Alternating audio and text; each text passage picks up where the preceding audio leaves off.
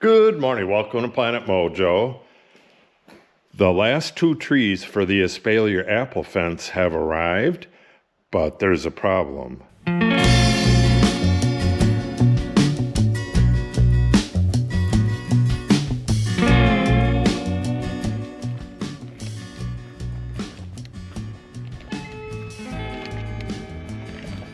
The area where it's going to be planted, one's going right there and one's going right here. So we're not going to be planting these today.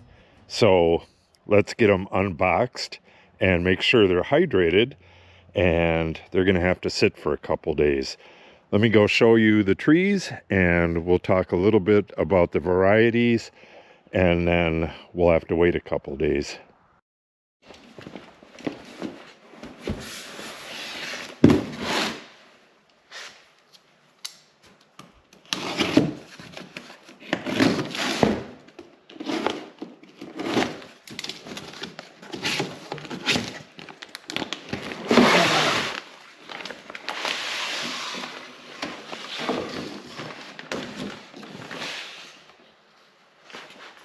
Broken at the top. Oh no, that's a bud. Never mind. Okay, they look nice and straight. Let's talk about these varieties real quick. This is still damp. What I'm going to do is put it in a bucket. I'm going to spritz some water in there, and I'm going to spritz the stems, and we have to wait probably 2 days. All right, one of these is a Gala. Let's see what. This is the Royal Courtland, and the other one is a Gala. What's that? I think it's Royal, no, not Royal Gala. Here it is. We have a dwarf Buckeye Gala and a dwarf Royal Courtland. Yeah, they have the trademark on there so big you can't read the rest. So it's a Gala and a Courtland, and I like the shape kind of just like last year. One of them is crooked at the base, but it's nowhere near as bad as the one last year. Last year it kind of went like that, and I trained that out of it for the most part, and the rest of it is going to stay in it. But yeah, these are looking real nice. All right, let's go grab a bucket and we'll get these in a pail, and we'll wait for better weather.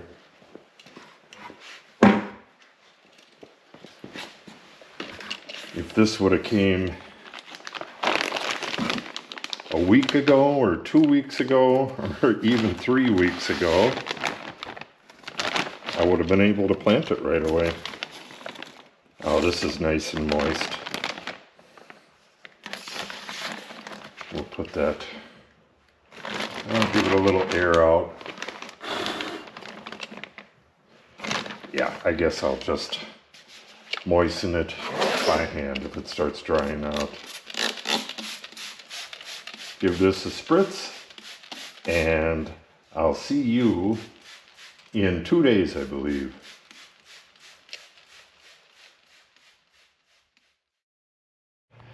All right. The ground is finally ready to plant.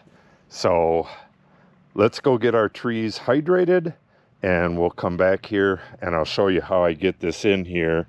Dead center and dead plumb. I gathered together all of the stuff that I'm going to need or may need. Got our rubber ties, got a shovel, a couple spades, a rake.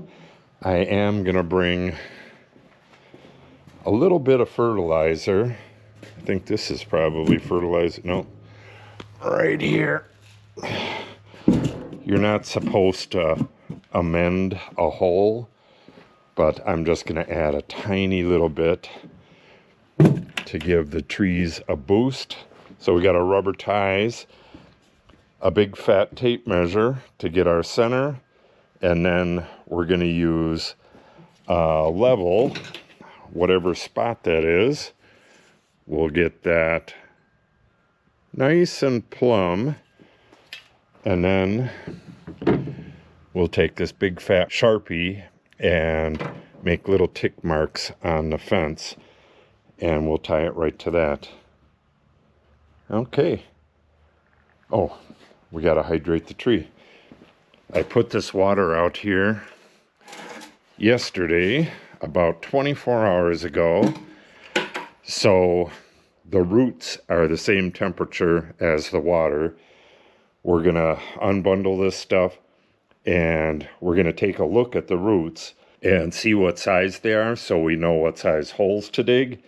And then we'll get the trees into the water and let them sit for about an hour, which will give us time to dig those holes. So let's pull this out of here, get the tape off, and get them in the water.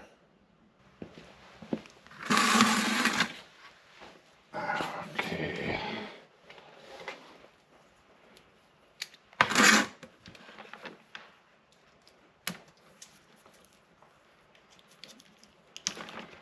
Got some green buds on these.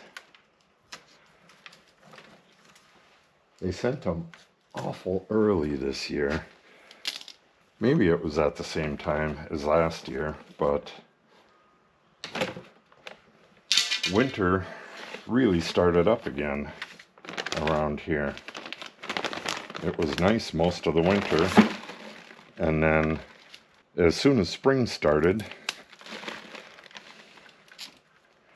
winter came back.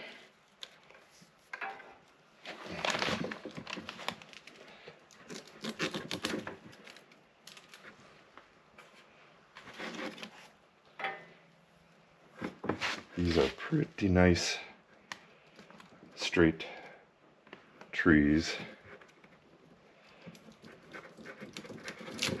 The roots are really nice and damp. All a good thing. So I like to get these spread out. Fairly good size hole on that. This is the Royal Court, which is a Courtland. It's got a little sucker starting on the side there. And we'll just take off. These are air roots.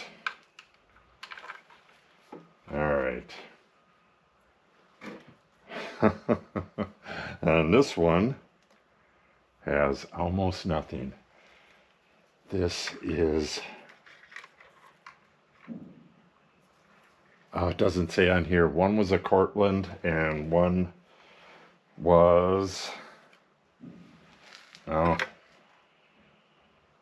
I always get a few of these that just snap off. That probably came off of this one. I'm going to say this one takes a while longer to recover. A 5-gallon bucket like this usually works perfect for these little fruit trees.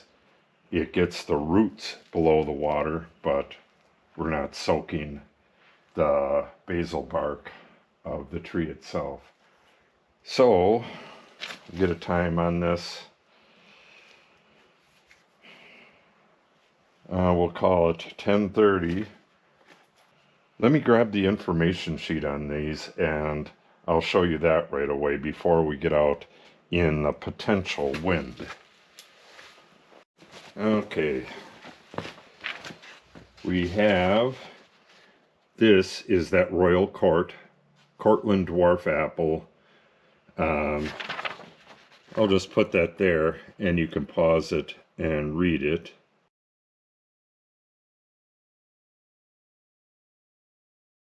And then we have the other one is a Buckeye Dwarf Gala.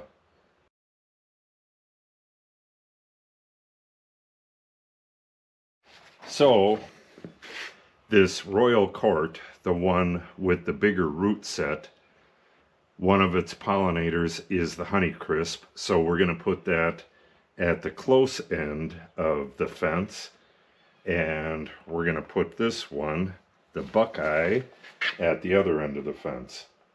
They're all going to pollinate no matter what. We have wild apple trees growing all over around here, and we have 2 full-grown trees in the dwarf orchard right now, so they're not going to have any problem pollinating. Okay, let's go dig those holes. When I originally set this up, I found the middles of all of the tops and then hung a plumb bob, just kind of dangled it there, and then you drop it and it'll stick in this soft soil, and that gave me the center. But for some reason my flags are gone, so let's get the center and then use our level. Find ourselves a precision marking instrument. First we got to get the width between these.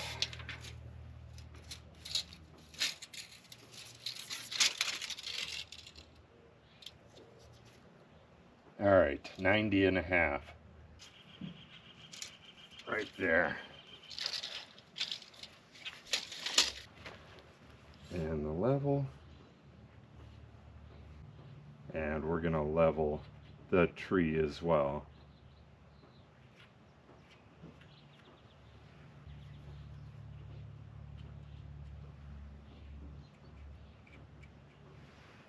Okay, good enough.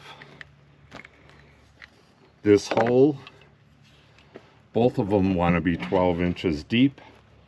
This one wants to be 12 inches around. The other one, not so much. The other one barely has any roots. So come out about 6 inches or so.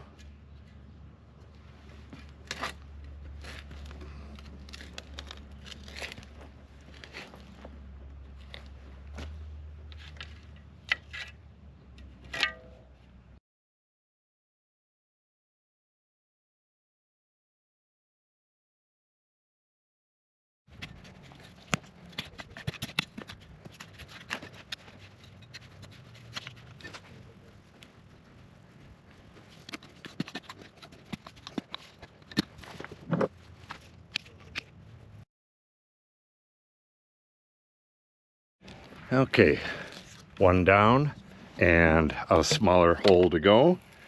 This is 20, 10, 10. That should be plenty. Just give it a little bit of a boost for its beginning. I'll work that in a little bit more later. And I'm going to scar up the side of this hole just a little bit. I don't think it really needs it, but we'll do it anyways. It is icy cold down at the bottom of that hole. This hour wait should warm that up a little bit. I don't want to shock the tree, but it's already pretty darn shocked, being bare root and getting into the ground is going to be the best thing for it. And I'm going to use the water that it's soaking in right now, and as I fill the hole back up, add a little bit of water as I go so that it has plenty of water underground there. Yeah, this is really cold, especially the clay down at the bottom. Really cold. It's only thawed out a very short while ago. Well, you seen at the beginning of the video, there was snow here just a couple days ago. Okay, let's get this other one dug. Okay, next one is going right here. Was kind of looking over the orchard I'll be putting that trail in a little bit later, but what I was looking at is more trees.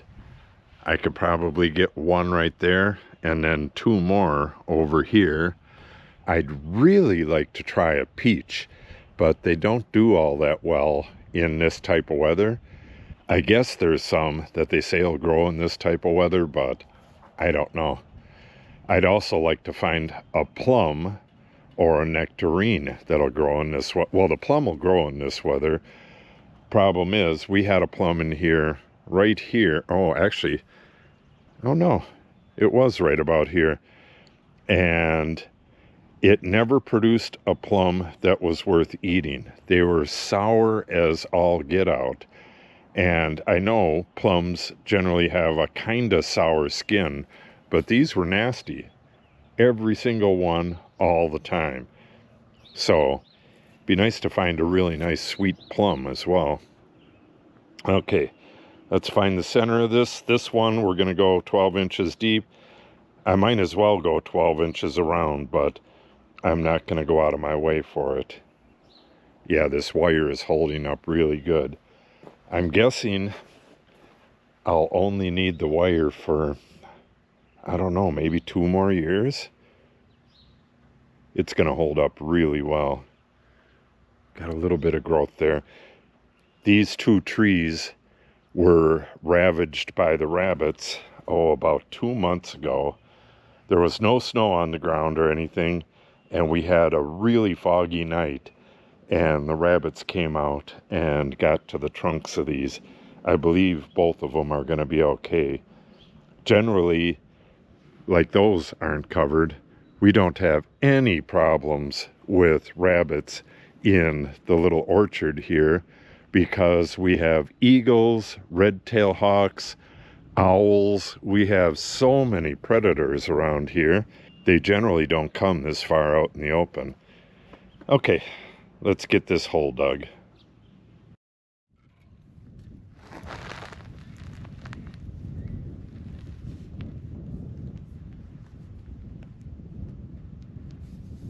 Perfect. Sometimes you got to twist the tree around until you get the right orientation for the trellis.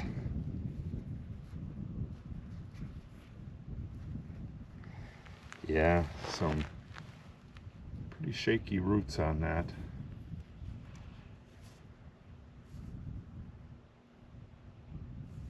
Okay, it's lining up on the trellis.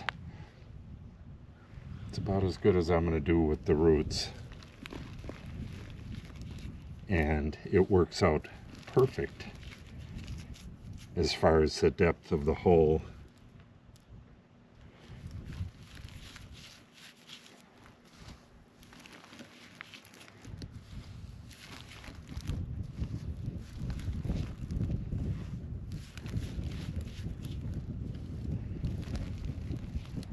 Yesterday was a fairly good day to do this as well, but we had like 18-mile-an-hour winds. Today was, I believe it was 3 or 4 when we started, or it was supposed to be. It seemed to be a bit more than that. 3 or 4 when we started, but it's supposed to go up to 10, and 10 is too much for the camera. So let me get a tie. Got one right here. And lightly tie this. Well, I guess I don't have to lightly tie it. I can just tie it. Tie it to the wire right on our dot.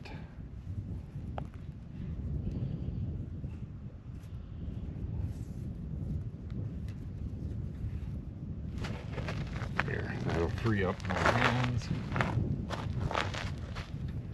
Do the other tie too. Got a nice bud right at the middle wire. Try not to mess it up with my tie.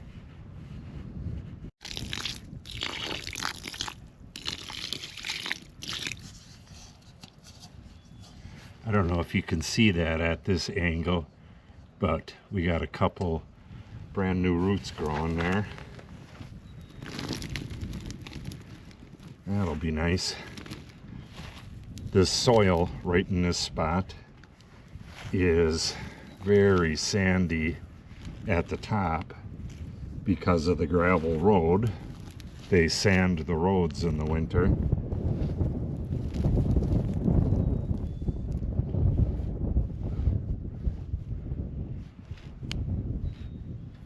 And it's very hard clay at the bottom.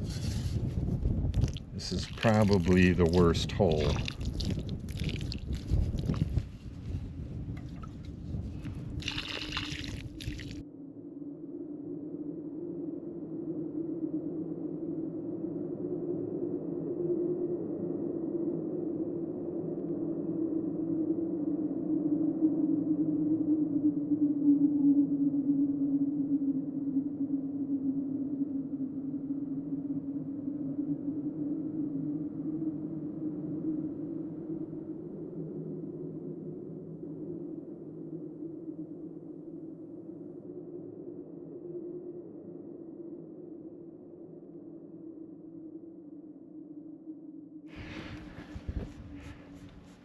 I don't normally spray the trees in the orchard, but I'm a little gun shy after them rabbits bit these two, so I'm gonna leave these on for another month, maybe not that long, and we'll see what kind of damage they did. Yeah, we're a little crispy right there. I don't think it harmed the tree, but we'll see.